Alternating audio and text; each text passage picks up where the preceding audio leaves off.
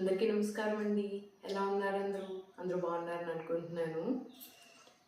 అయితే ఇవాళ నుంచి మనము 108 డేస్ సిరీస్ స్టార్ట్ చేద్దాము అని అనుకున్నాం కదా.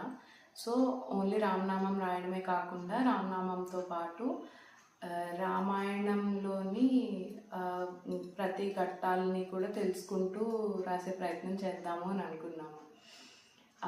సో ఇవాళ నుంచి మొదలు పెడుతున్నాం కదా. ముందుగా అసలు రామనామం యొక్క విశిష్టత ఏంటి అన్నది తెలుసుకుని అప్పుడు ప్రారంభిస్తే బాగుంటుంది అని అనిపించింది. అయితే లైవ్లో చేద్దాము అనుకున్నా, బట్ 50 సబ్స్క్రైబర్స్ ఉంటేనే కానీ లైవ్ చేయడానికి అవ్వదు. సో అందుకోసం సేమ్ రెగ్యులర్గా ఎప్పుడు పెట్టినట్టుగానే పెడదాం అనుకుంటున్నాం. అయితే రాస్తూ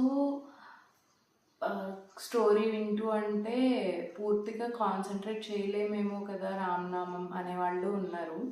అయితే మనం ఇనీషియల్ ఫేజ్లో ఉన్నాం కాబట్టి ఖచ్చితంగా మైండ్ అయితే డైవర్ట్ అవుతుంది చిన్నది వచ్చినా కూడా.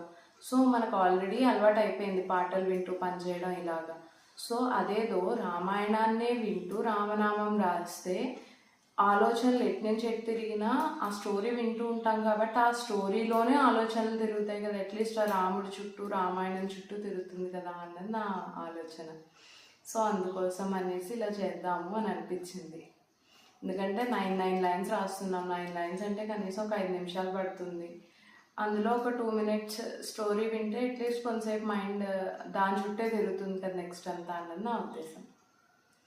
సో ఎటువంటి డిస్ట్రాక్షన్స్ లేకుండా ఫోకస్డ్గా రాస్తూ స్టోరీ వినడానికి ట్రై చేద్దాం. మీకు ఈ ఎక్స్పీరియన్స్ ఎలా అనిపించిందో కమెంట్ చేయండి.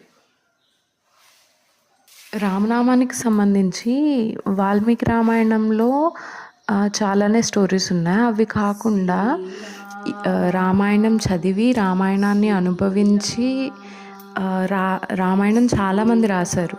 అలాంటి వాటిలో ఇంకా చాలా అద్భుతమైన కథలు కూడా ఉన్నాయి మనకి. అలా వాల్మీకి రామాయణంలో కాకుండా వేరే రామాయణాలు చాలా ఉన్నాయి కదా, వాటిల్లో లేదా జానపద కథల్లో మనకు అర్థం కావడం కోసం రామనామం యొక్క గొప్పతనం అదంతా ప్రాచుర్యంలో ఉన్న కథ ఇవాళ విందాం. అయితే సీతమ్మ లంకలో ఉందని తెలిసిన తర్వాత హనుమంతుడు రాముడికి చెప్తారు అక్కడున్నారు అమ్మ అని.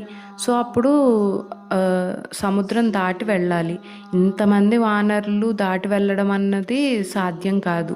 ఎందుకంటే అందరికీ అంత శక్తి లేదు. శక్తివంతమైన వాళ్ళు ఉన్నారు, బట్ అందరూ హనుమంతుడంత శక్తి ఉన్న వాళ్ళు కాదు.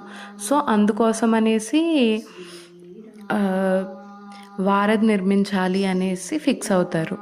అలా అన్నప్పుడు రాళ్ళు వేస్తే సముద్రంలో అన్ని రాళ్ళు మునిగిపోతున్నాయి. ఎప్పుడన్నా అంతే కదా, సముద్రంలో రాయేస్తే కిందకి వెళ్ళిపోతుంది. అప్పుడు ఏం ఆలోచించారు హనుమంతుడు, రామనామం చాలా గొప్పది కదా అని శ్రీరామ అని ప్రతి రాయి మీద రాసి వేద్దాము. అలా వేసినప్పుడు రాముడి శక్తి వల్ల, రామనామం యొక్క శక్తి వల్ల రాళ్ళన్నీ ఖచ్చితంగా తేలుతాయి అని వేస్తారు. సో అప్పుడు ఆ రాళ్ళన్నీ సముద్రం మీద తేలుతూ ఉంటాయి.